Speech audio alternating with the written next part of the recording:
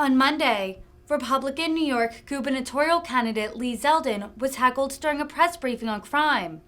Appearing in Lower Manhattan at a McDonald's that was the site of a hatchet attack, he was repeatedly heckled about January 6th and his opposition to cashless bail reforms. Zeldin sought to quell the heckler by stating that it was okay for him to be a Democrat and Zeldin a Republican. Since Governor Kathy Hochul told Zeldin to move to Florida, he pledged to be a leader for all New Yorkers. Zeldin's campaign stop was meant to highlight the issue of rising violent crime in the Big Apple. The issue of violence is key to Zeldin's campaign, in which he has decried liberal criminal justice reforms. It has earned him the backing of Democratic clubs and helped him keep within single digits of Hochul. This isn't okay. We wake up on another Monday morning, get caught up on the crime that took place around New York City over the course of the weekend. You read about the stabbings, you read about the shootings. And right now there are people here in this city who are sharing stories about how they either aren't riding the subway because they fear for their safety. Others who do ride the subway and they talk about grabbing a pole or grabbing a guardrail because they're afraid of being pushed in front of an oncoming subway car. Hearing a story of somebody who lives here in Manhattan talking about how they used to be able to walk 15, 20 blocks on a beautiful summer night and enjoy life in the Big Apple. But now, when they're only a couple blocks away from their destination, they're choosing to call an Uber. Watch the video of what took place here at the McDonald's on Delancey Street. You have somebody who reaches into their backpack, pulls out a hatchet, and starts hacking up tables and walls, swinging the axe at customers who are here. You could see the fear in the eyes of other people who are here at this McDonald's just a few days ago. The individual who ends up arrested is instantly released back out on the street because the crimes he was charged with are not bail eligible.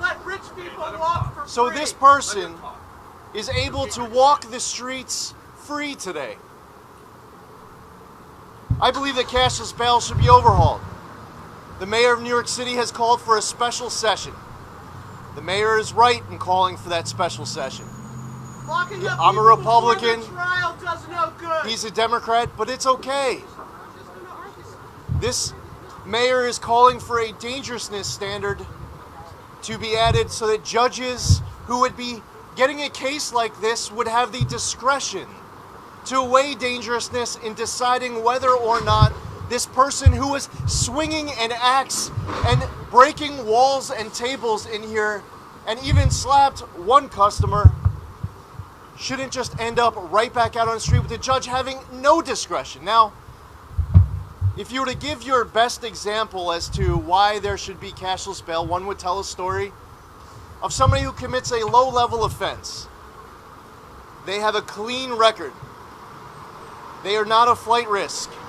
They are not a danger. And that the only reason why they would stay behind bars is because they can't afford $100 worth of bail. And that's an example that you have a whole lot of people who would agree with each other on. But I would offer that if it's July and two Mexican cartel drug smugglers get busted with $1.2 million worth of crystal meth, and they get released right back out on the street due to cashless bail. Here you have someone who is able to take a hatchet to this McDonald's and swing it wildly at customers and end up back out on the streets. This is exactly why judges should have discretion to weigh dangers. Now, right now, there should be a special session in Albany. They could do this tomorrow. This is not a Republican versus Democrat issue. This is something where all of us as New Yorkers, Republicans, Democrats, Independents, all need to come together to make our streets safer. Now, while I believe that cashless bail should be repealed, Kathy Hochul says you have to elect her to find out what her position on this might be in January. Let's debate it. I oppose congestion pricing The governor supports congestion pricing. Let's debate it. I believe that the Manhattan District Attorney, Alvin Bragg, should be fired. Kathy Hochul says he just got there, cut him some slack, he's doing his job. Let's debate it. That's what we should be doing. Just a couple of weeks ago, the Wage Labor Board reduced the overtime threshold in farms from 60 hours a week to 40 hours a week. I oppose that change. Kathy Hochul's been silent. Let's debate it. But here we are, it's September 19th. We are 4 days away from mail-in ballots starting to go out, and the governor has not yet accepted any debates at all. She hasn't accepted a single debate request. Maybe it's a pretty wild request of New Yorkers, but I think it's a reasonable one, in my opinion, when someone believes that there should be a debate before there are votes, not after. This governor owes it to the people of New York who want to know our position on the issues that matter most to them. So I say to Kathy Hochul, it's September 19th. Let's schedule multiple debates. Let's have them live and televised on TV. Let's be asked the questions of the moderators of whatever we stand on the issues that matter most to New Yorkers. I'm running for governor to be the governor for all New Yorkers, regardless of whether you are a Republican or Democrat or independent, whether you vote for me or not. It's our job to come together as New Yorkers. Now, the governor says that I'm no longer a New Yorker. She demands that I get on a bus and I move to Florida. And she says that it's because of my views, and there are millions of other New Yorkers who are going to be voting for me as well. Are they supposed to leave as well? No, listen, I disagree with Kathy Hochul on policy. This is a country where we're all entitled to our opinions and our views. We should have a debate. It's okay to disagree. But I'm not saying that Kathy Hochul's no longer a New Yorker. I'm not standing here demanding that she leave the state. I'm running against her, and I believe that our positions on the issues that matter most, whether it's crime, whether it's the economy, or it's education, whatever the issues are that the moderator wants to ask us, that we should be telling the voters of New York where we stand before they vote. Voters of New York know we have to save our city. We have to save our state. And you're a MAGA Republican. This particular McDonald's has people who are walking in right now, and they should be able to do this safely and freely. This is something that requires leadership in Albany, but right now it's one-party rule, outsized power of self-described socialists. People who believe that they haven't gone far enough in passing bills that are pro-criminal. They feel like taxes aren't high enough, spending isn't high enough.